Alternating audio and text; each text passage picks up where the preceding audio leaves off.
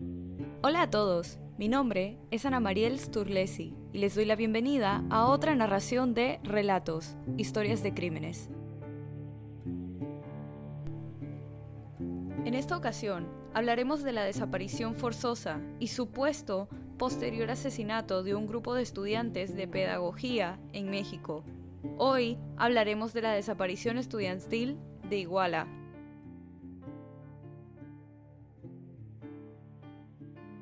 Durante la noche del 26 y la madrugada del 27 de septiembre de 2014, fueron atacados y secuestrados un grupo de estudiantes de pedagogía de entre 18 y 26 años en el municipio de Iguala, estado de Guerrero, en México. Estos jóvenes pertenecían a la Escuela Normal de Ayotzinapa.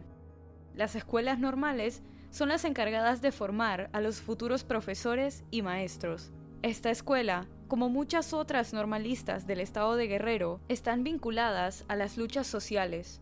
Los estudiantes de la Ayotzinapa, de donde eran los estudiantes desaparecidos, tenían antecedentes de secuestro de autobuses para trasladarse, hecho que conlleva a enfrentamientos con la policía.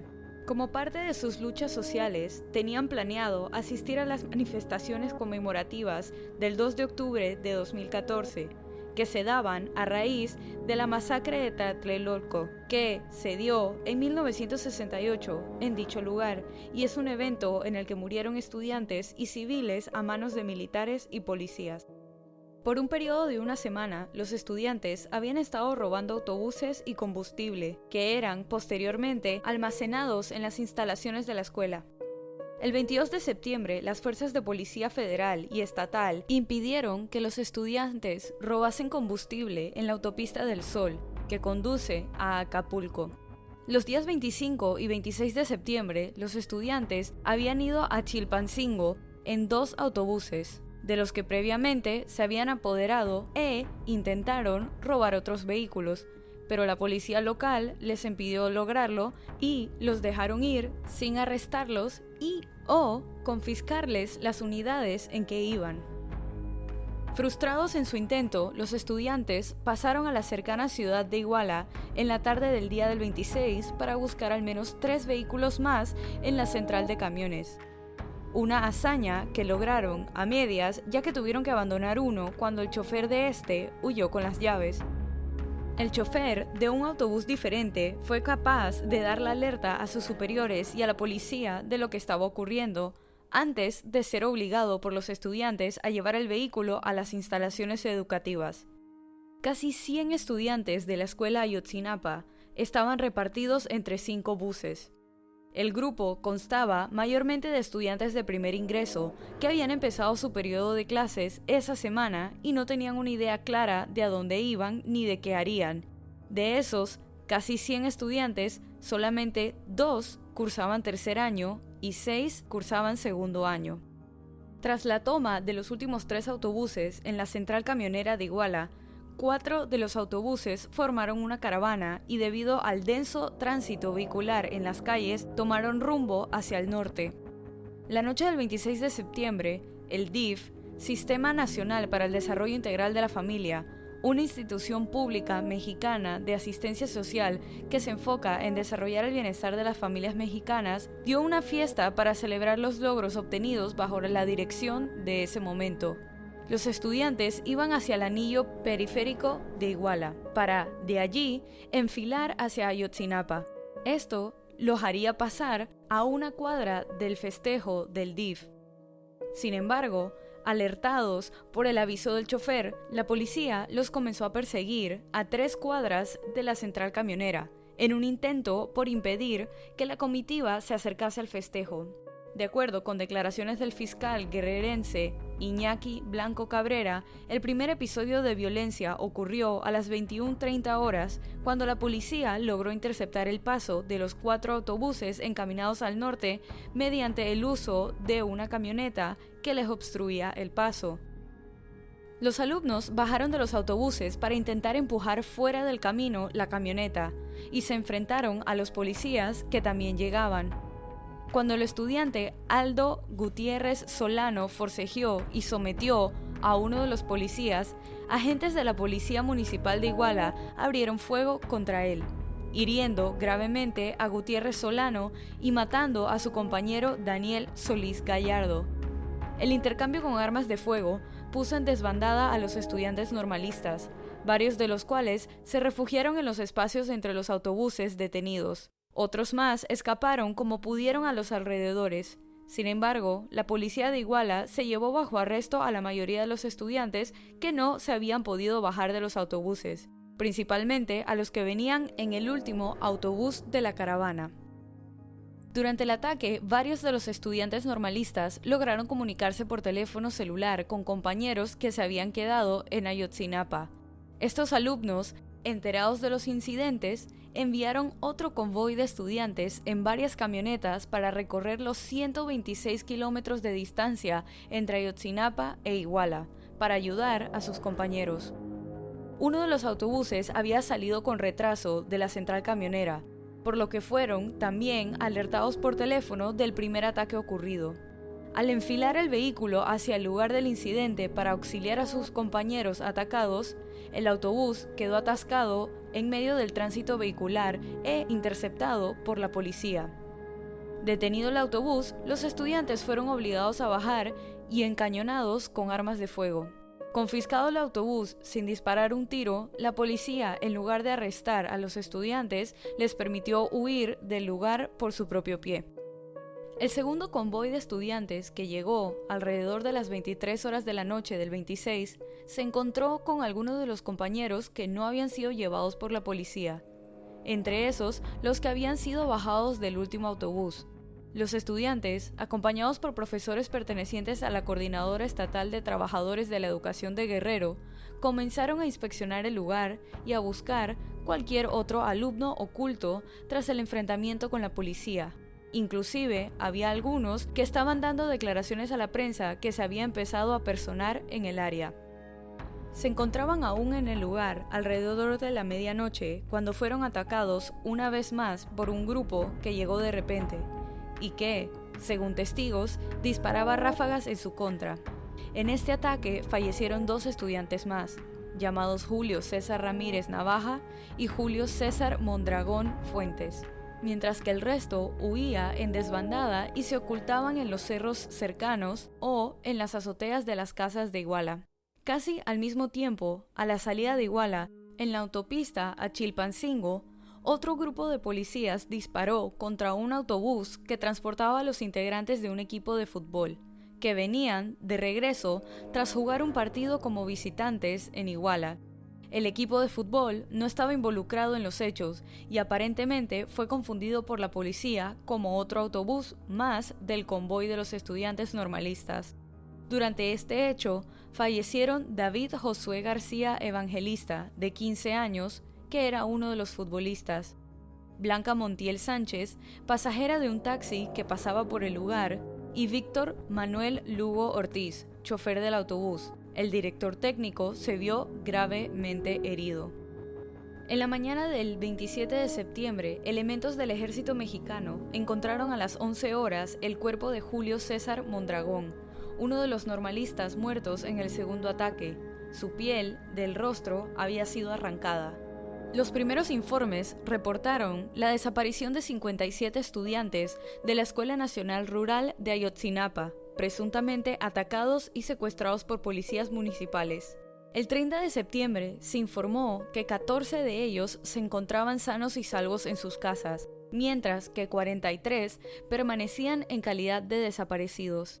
Ese mismo día se señaló al presidente municipal de Iguala, José Luis Abarca, como presunto autor intelectual de las desapariciones forzadas y como el responsable de dirigir desde un radio a fuerzas policíacas del Estado para proceder con los actos del 26 de septiembre. El 29 de septiembre, Abarca dijo que él había ordenado a la policía no atacar a los normalistas, a quienes acusó de pretender atacar a los invitados que estarían presentes en el festejo del DIF, del cual su esposa, María de los Ángeles Pineda, era la presidenta. La búsqueda de los 43 estudiantes por parte de padres de familia junto con normalistas que fueron resguardados por elementos de la policía estatal inició el mismo 29 de septiembre, intensificando el operativo al buscar posibles cadáveres en fosas comunes. El sábado 4 de octubre se descubrió en los alrededores de Iguala una fosa clandestina con 28 cadáveres sepultados en ella. Eventualmente, los análisis forenses dictaminaron que estos cuerpos no correspondían con ninguno de los 43 normalistas desaparecidos. Pero, hasta la actualidad, no se conoce la identidad de esos 28 cadáveres. El día 8 de octubre fueron detenidos en Cuernavaca, Morelos, Osvaldo Ríos Sánchez y su hermano Miguel Ángel, sospechosos de haber participado en la desaparición. Los hermanos Ríos Sánchez confesaron su involucramiento y el haber estado bajo las órdenes de Ángel Casarrubias Salgado, uno de los líderes de Guerreros Unidos. Al día siguiente se encontraron otras 4 fosas con 8 cadáveres en total en el paraje de La Parota, en la localidad de Pueblo Viejo, Guerrero. Sin embargo, estos hallazgos tampoco correspondían con los 43 normalistas desaparecidos. Jesús Murillo Caram, Procurador General de la República, informó el 13 de octubre de 2014 que aparentemente elementos de la policía de Iguala, tras arrestar a los 43 estudiantes desaparecidos, siguieron instrucciones de Abarca, presidente municipal de Iguala, y entregaron a los detenidos a oficiales de la policía del vecino municipio de Cocula. A su vez, estos policías de Cocula procedieron a entregar a los estudiantes a miembros del cartel de los Guerreros Unidos. De acuerdo a testimonios de los hermanos Ríos Sánchez, Ángel Casarrubias Salgado habría dado la orden de matar a los estudiantes entregados a los Guerreros Unidos, aparentemente en la creencia de que entre los estudiantes normalistas se encontraban infiltrados elementos del cartel rival, los Rojos. Según declaraciones de otros miembros capturados de los Guerreros Unidos, los estudiantes fueron llevados al basurero municipal de Cocula, hacinados en 2 camionetas. Al arribar, 15 de los estudiantes habían muerto de asfixia al bajarlos debido al hacinamiento y las ataduras. Una vez bajados los estudiantes sobrevivientes de las camionetas, se interrogó brevemente a cada uno antes de proceder a matarlos de un balazo en la nuca. Después los tiraron a la parte baja del basurero, donde incineraron los cuerpos, haciendo relevos para vigilar el proceso y mantener el fuego durante horas, arrojando combustible a los cuerpos. Al terminar, se ordenó a los vigilantes del fuego que recogiesen las cenizas y triturasen los huesos restantes para meterlos en bolsas de plástico y arrojarlas al río San Juan. La Procuraduría General de la República confirmó el día 7 de noviembre de 2014 que existen indicios de un homicidio masivo en un basurero de Cocula, Guerrero, el cual podría corresponder a los 43 estudiantes desaparecidos el pasado 26 de septiembre en el estado de Guerrero. De acuerdo a la versión oficial de la PGR, el grupo rival antagónico de Guerreros Unidos, los Rojos, junto con el director de la Normal, José Luis Hernández, habían alentado o apoyado a los estudiantes a la manifestación en contra del alcalde de Iguala. En la confusión de esa noche de si eran estudiantes o del grupo rival, o una mezcla de ambos, el cartel de Guerreros Unidos tomó la decisión de ejecutarlos como normalmente lo hacía con grupos antagónicos y apoyado por las autoridades de Iguala. Ante el agravio constante por las normalistas y sus frecuentes protestas, como aquella donde incendiaron una gasolinera en un bloqueo a la autopista del Sol, donde murió por quemaduras el empleado de la gasolinera. Los padres de familia y acudientes de los estudiantes y víctimas rechazaron la información brindada por las autoridades federales mexicanas sobre las muertes de sus hijos y acudidos porque carecía de un sustento científico y técnico. Dijeron que sus hijos están vivos hasta que no haya una certeza de su deceso. El 27 de septiembre fueron detenidos 280 agentes de la Policía Municipal de Iguala, que quedaron en calidad de indiciados, persona objeto de una interrogación, por su presunta participación en los hechos. Tras los ataques, Abarca declaró que no tenía conocimiento de los hechos ocurridos al instante, ya que, cuando pasaron, él se encontraba en un baile por el festejo de la buena dirección del DIF realizada por su esposa. Igualmente, se rehusó a renunciar y se dijo dispuesto a que lo investigaran. Pese a la declaración anterior, Abarca acudió al ayuntamiento de Iguala el 30 de septiembre para solicitar una licencia que le permitiera ausentarse del cargo por un mes, tras lo cual desapareció junto a su esposa. El día siguiente, el gobernador del estado de Guerrero, Ángel Aguirre Rivero, anunció la emisión de una orden de presentación contra el exalcalde y el secretario de Seguridad Pública Municipal, Felipe Flores, primo de José Luis Abarca. Los hechos del 27 de septiembre generaron diversas expresiones de repudio nacional hacia el presidente Enrique Peña Nieto. Manifestaciones en diferentes universidades de la República Mexicana evidenciando la incapacidad del presidente para dirigir la nación y sobre todo dando la impresión de un desconocimiento total de los hechos sucedidos en Iguala. En la madrugada del 4 de noviembre de 2014 fue anunciada la captura de José Luis Abarca Velázquez y su esposa. La Policía Federal los arrestó dentro de una casa que daba la impresión de estar abandonada y que labores de inteligencia localizó.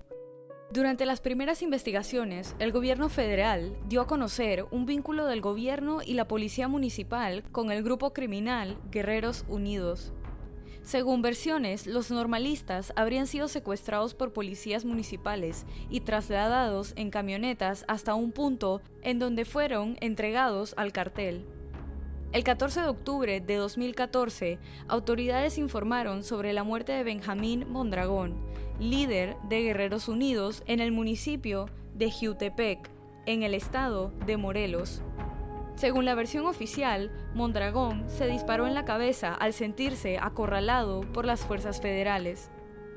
El 7 de noviembre se hicieron públicas las declaraciones de algunos miembros detenidos del cartel, quienes confirmaron haber perpetrado el crimen conjunto con las fuerzas municipales.